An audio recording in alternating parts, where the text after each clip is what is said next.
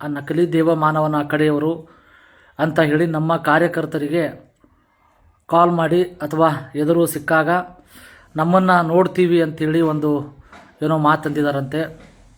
ನಕಲಿ ದೇವಮಾನವನ ವಿರುದ್ಧ ವಿಡಿಯೋ ಮಾಡಿದ್ದಕ್ಕೆ ಆತನ ಪಟಾಲಂ ಬಂದು ಅಟ್ಯಾಕ್ ಮಾಡಿರುವಂಥದ್ದು, ಅದನ್ನು ಸಹಿಸೋದಕ್ಕೆ ಆಗೋದಿಲ್ಲ ಅಂತ ಕಲಬುರಗಿಯಿಂದ ಸ್ಫೋಟಕ ವಿಡಿಯೋ ಒಂದು ಬರ್ತಾ ಇರುವಂಥದ್ದು. ಈ ಒಂದು ವಿಡಿಯೋದ ಬಗ್ಗೆ ಎಕ್ಸ್ಪ್ಲೈನ್ ಮಾಡ್ತಾ ಹೋಗ್ತೀನಿ. ಅದಕ್ಕೂ ಮೊದಲು ಈ ಒಂದು ವಿಡಿಯೋವನ್ನು ನೀವು ಮೊದಲನೇ ಬಾರಿ ವೀಕ್ಷಣೆ ಮಾಡ್ತಾ ಇದ್ದರೆ ದಯವಿಟ್ಟು ಸಬ್ಸ್ಕ್ರೈಬ್ ಮಾಡ್ಕೊಂಡು ನೋಡಿ. ಮಾತ್ರವಲ್ಲ, ನಿರಂತರವಾದಂತಹ ಅಪ್ಡೇಟ್ಗಳೊಂದಿಗೆ ನಿಮ್ಮ ಮುಂದೆ ನಾವು ಬರ್ತಾ ಇರ್ತೇವೆ. ಇವತ್ತು ಸಾಮಾಜಿಕ ಜಾಲತಾಣದಲ್ಲಿ ದೊಡ್ಡ ಮಟ್ಟದಲ್ಲಿ ವೈರಲ್ ಆದಂತಹ ಒಂದು ವಿಡಿಯೋ, ಅಂದರೆ ಓರ್ವ ನಕಲಿ ದೇವಮಾನವನ ವಿರುದ್ಧವಾಗಿ ಮಾತಾಡಿದ್ದಾರೆ ಅಂತ ಹೇಳಿಕೊಂಡು ಆತನ ಸಂಘಟನೆಯ ವಿರುದ್ಧ, ಆತನ ಸಂಘಟನೆಯ ಕಾರ್ಯಕರ್ತರ ವಿರುದ್ಧ ಏಕಾಏಕಿ ದಾಳಿ ಮಾಡ್ತೇವೆ ಅಂತ ಎಚ್ಚರಿಕೆ ಕೊಟ್ಟಂತಹ ಕೆಲವೊಂದು ಪುಡಾರಿಗಳಿಗೆ ಈ ಒಂದು ವಿಡಿಯೋ ಎಷ್ಟರ ಮಟ್ಟಿಗೆ ಎಚ್ಚರಿಕೆ ಕೊಡುತ್ತಂದರೆ ಆ ಒಂದು ವಿಡಿಯೋವನ್ನೇ ಗಮನಿಸ್ತಾ ಹೋಗಬೇಕು.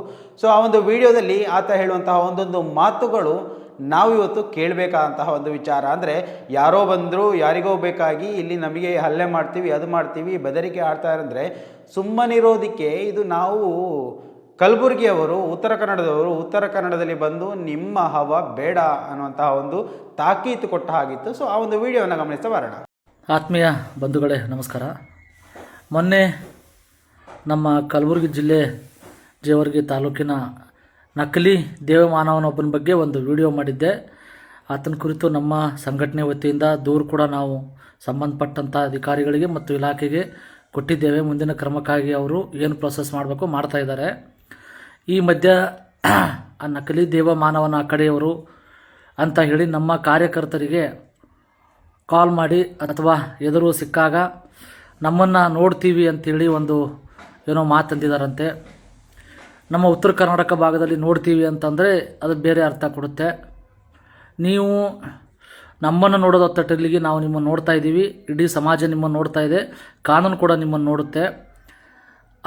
ಆ ಕುರಿತು ಈಗಾಗಲೇ ನಾವು ಕಾರ್ಯಪ್ರವೃತ್ತರಾಗಿದ್ದೀವಿ. ಜೊತೆಗೆ ನಿಮಗೆ ಇನ್ನೊಂದು ಎಚ್ಚರಿಕೆ ಕೊಡೋದಕ್ಕೆ ಬಯಸ್ತಾ ಇದ್ದೀನಿ.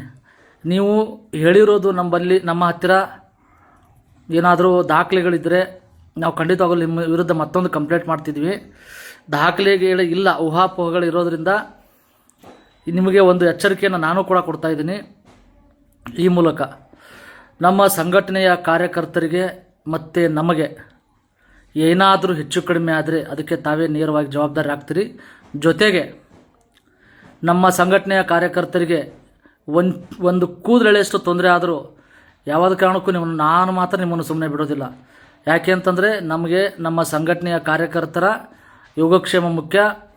ಸಂಘಟನೆಯ ಕಾರ್ಯಕರ್ತರು ಸಮಾಜಕ್ಕೆ ಕೆಲಸ ಮಾಡ್ತಾ ಇದ್ದಾರೆ, ಇಲ್ಲಿ ಯಾರ ಮನೆಗೂ ಕೆಲಸ ಮಾಡ್ತಾ ಇಲ್ಲ. ನೀವು ಸಮಾಜ ದ್ರೋಹಿಗಳು ಆಗಿರೋದ್ರಿಂದ ನಿಮ್ಮ ವಿರುದ್ಧ ನಾವು ಹೋರಾಟ ಮಾಡ್ತಾ ಇದ್ದೀವಿ.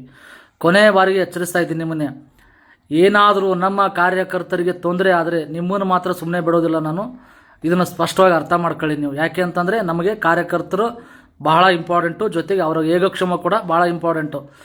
ಕೊನೆಯ ಬಾರಿ ಮತ್ತೊಮ್ಮೆ ಎಚ್ಚರಿಸ್ತಾ ಇದ್ದೀನಿ, ಎಚ್ಚೆತ್ಕೊಳ್ಳಿ.